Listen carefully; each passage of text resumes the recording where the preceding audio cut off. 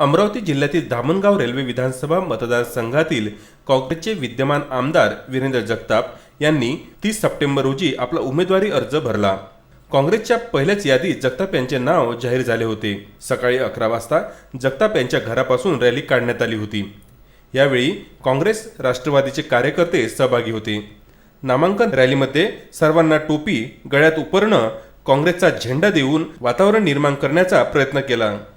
मात्र रॅलीतील कार्यकर्त्यांची संख्या बघता काँग्रेस राष्ट्रवादीची अवस्था लक्षात येत होती। विशेष म्हणजे नामांकन रॅलीत काँग्रेसचे अनेक जुने व दिग्गज कार्यकर्ते दिसले नाही।